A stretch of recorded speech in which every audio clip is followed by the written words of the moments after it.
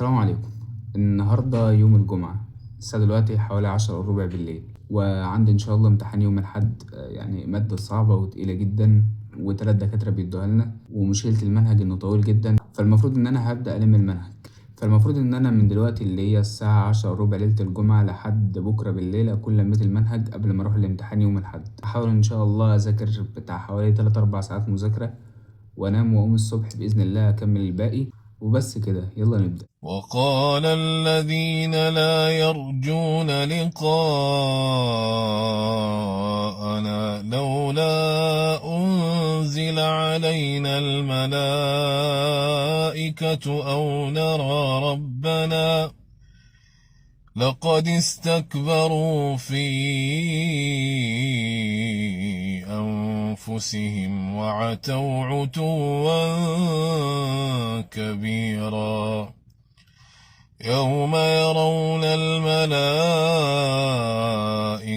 لا بشرى يومئذ للمجرمين ويقولون حجرا محجورا وقدمنا إلى ما عملوا من عمل فجعلناه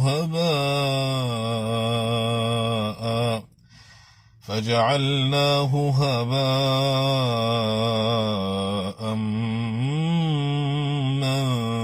منثورا أصحاب الجنة يومئذ خير مستقرا وأحسن مقيلا ويوم تشقق السماء بالغمام ونزل الملائكة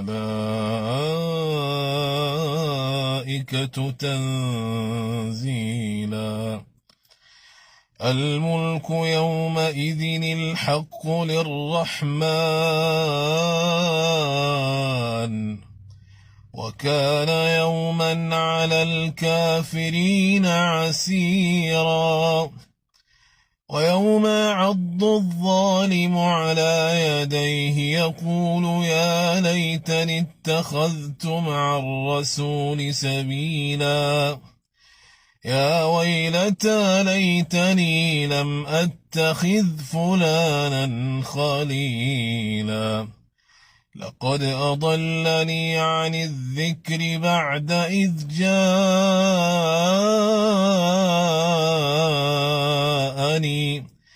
وكان الشيطان للإنسان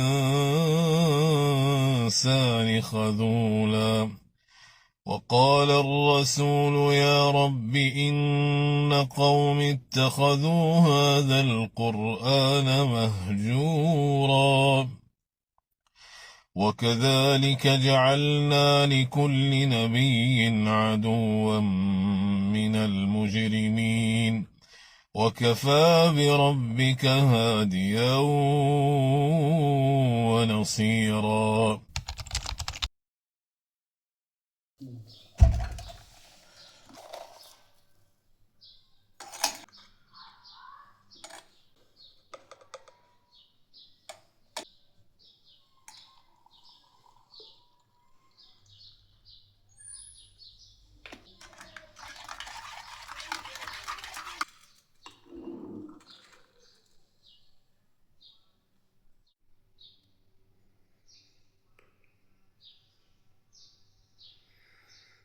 ألم يجدك يتيما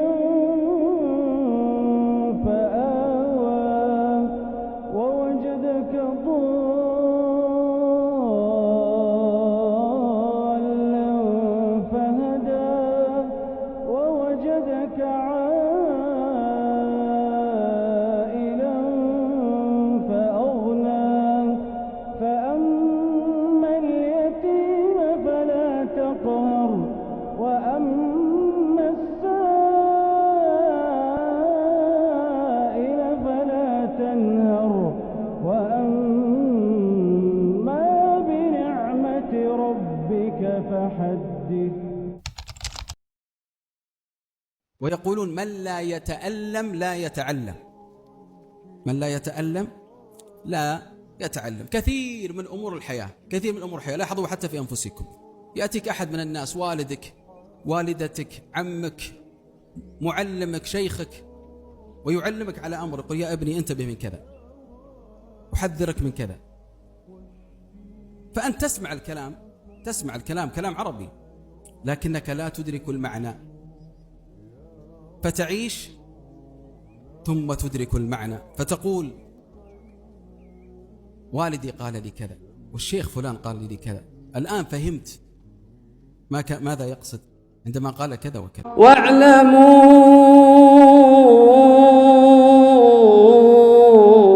أن الله مع المتقين.